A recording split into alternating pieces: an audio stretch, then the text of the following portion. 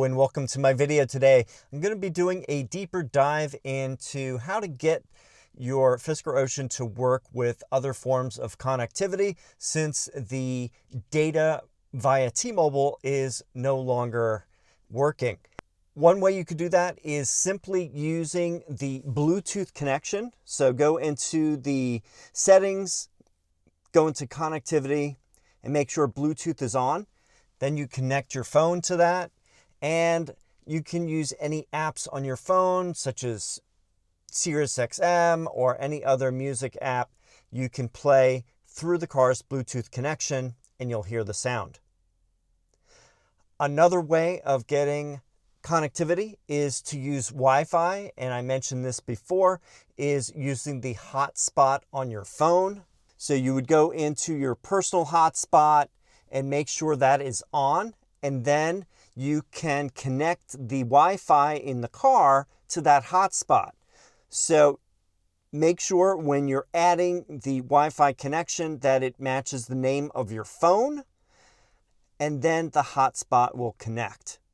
Another interesting thing is that if you want to have Wi-Fi for other locations, such as in your garage, and you want that to work when you're not using your phone, it's a good idea to have a guest SSID and have that with the same name as your phone. So the car will seamlessly go from your phone to your house's Wi-Fi because it has the same name. That's because you can only have one connected network on the Wi-Fi. And if you change it, it no longer uses the previous one. So that's just a shortcut. If you want to have two Wi-Fi connections to the car, when the phone's not there, you can use your house. Do that method by using the same name as your phone. Another way to make this easier for your phone is, for example, I don't always have the hotspot activated on my phone. I usually only turn it on when I need it. And it's probably not a good idea to have it on all the time. So you can make a shortcut. So let me show you that. Here are the two shortcuts I made. One is connecting the hotspot to the car, and the other is disconnecting it. And I made an automation which, when it detects a Bluetooth connection with the car and your phone, it will automatically turn on the hotspot. And then when you leave your car and lock it, it will disconnect from the hotspot. So it's just a handy thing to do if you have an iOS phone.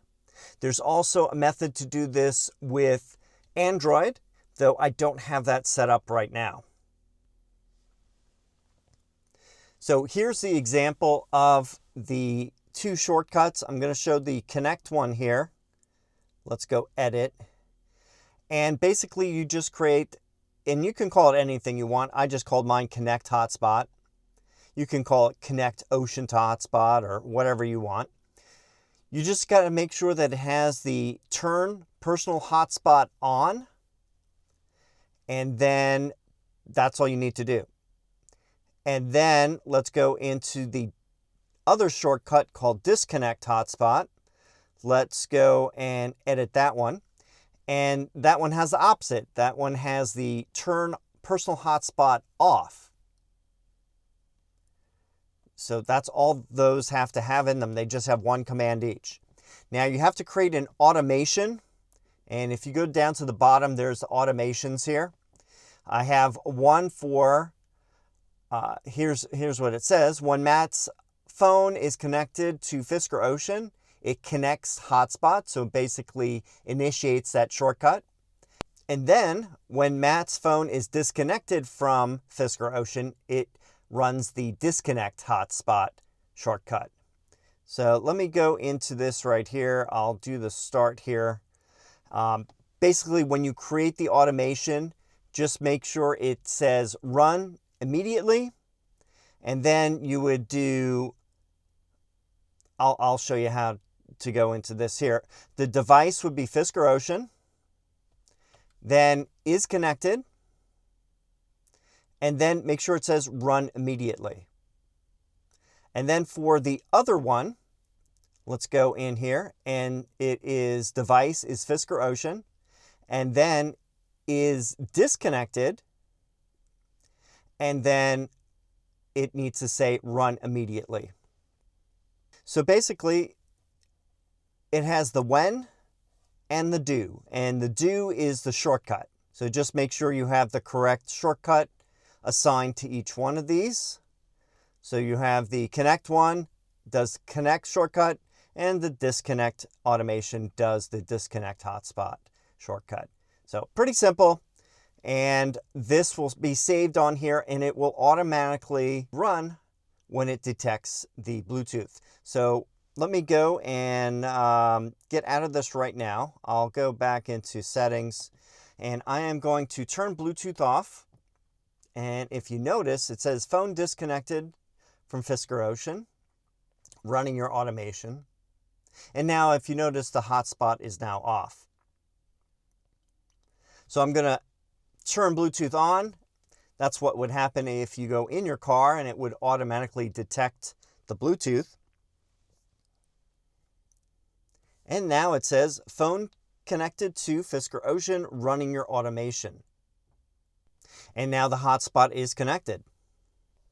All right, so let's test the music.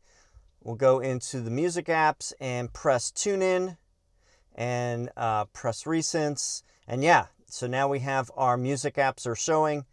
When it's not connected, there won't be any of these icons, and you won't be able to play music. So yep, so now I can play, and it is connected. There are some weird things that are going on with the Wi-Fi. One thing I must say is I know that the Wi-Fi can be kind of buggy. Bluetooth used to be kind of buggy before 2.2, and it's kind of settled out. It works pretty well now, but Wi-Fi is still kind of buggy. I have been trying this all week, and sometimes I get it to work fine, and sometimes it doesn't. Sometimes I have to turn the Wi-Fi off and then on again to get it to connect. So it just seems a little bit weird. Hopefully, if I find any better way of showing this connection or any methods that result in better connections, I'll do another video on that. But until then, this seems to work pretty well. For example, if I turn Wi-Fi off and then go into the music section here, it still works, which is kind of odd. You would think that with no Wi-Fi, it would not be working. However, even with Wi-Fi off, I think it's still connected to Wi-Fi. And the only way to really turn it off is if you hit the Bluetooth here. That will disconnect from the hotspot, and you won't have Wi-Fi. So just one of those things I've noticed.